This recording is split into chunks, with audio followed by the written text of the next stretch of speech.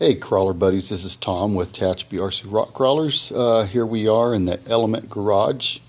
I just want to give you some updates on the Element that I've been working on and some questions I've seen floating around on the Element pages. Let's just start off with I got a bumper. It was from an old chassis kit from about 13 years ago, and I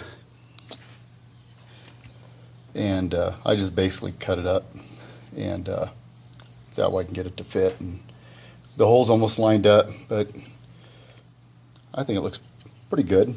I'll show it here with the body here in a second. You guys already know that I dropped the truck down using putting the shocks down on the lower links.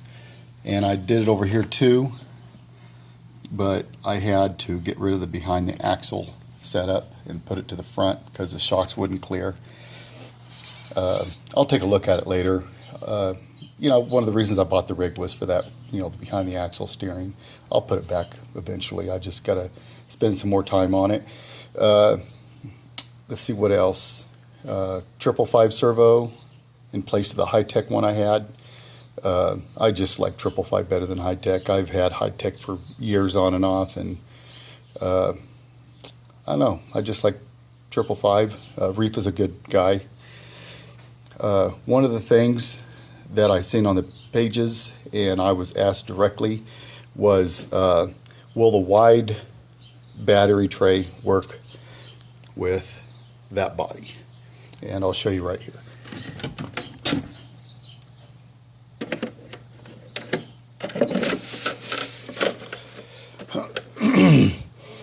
To get the body all the way down, you're going to have to trim the edges.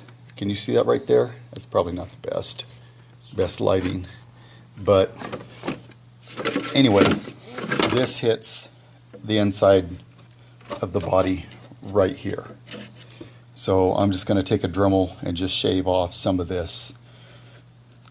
I do have a couple of the stubby battery packs, that'll fit in the short one. I bought them specifically, but I got way more battery packs that'll fit that tray. So that's the reason I put it in there, plus to answer the questions. Another one of the main questions I've been hearing, and people throwing this out there, saying that these ring and pinions from Axial will fit. This is the this right here is the 373 gear for the 10.2, and while I was swapping out to the hard parts, I tried to fit them in there, personally knowing that they wouldn't fit because the gear teeth are just cut wrong. They're cut wrong. They just don't fit. They'll almost lay down in there, and the gears just won't mesh together correctly. So those that are thrown out there that it works, it does not. I've seen this physically for myself, and I tried it. I also upgraded the kit with the hard axle housings, the bumper mounts,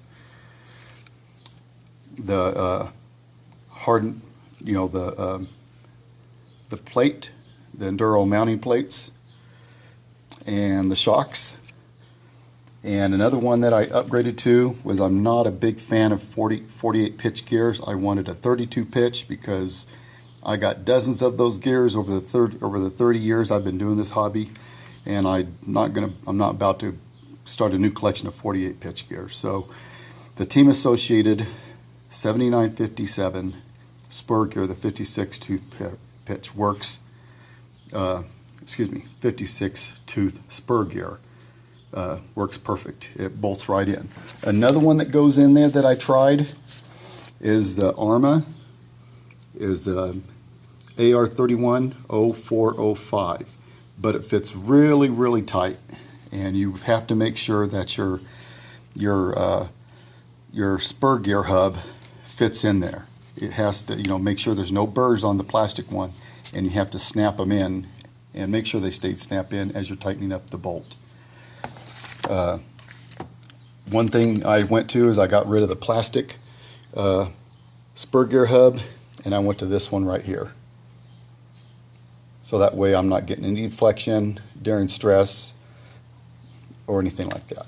And here is the 32 pitch and the metal or the aluminum hub.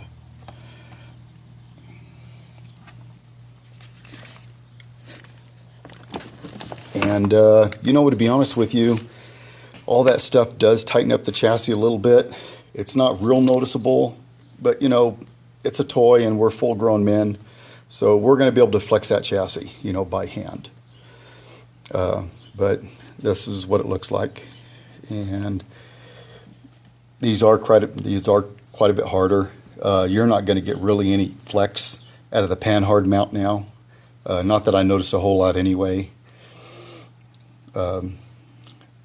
They are hard, and they do go over rocks. They do slide over rocks easier, you know, without, you know, chewing up the plastic like the other plastic housings.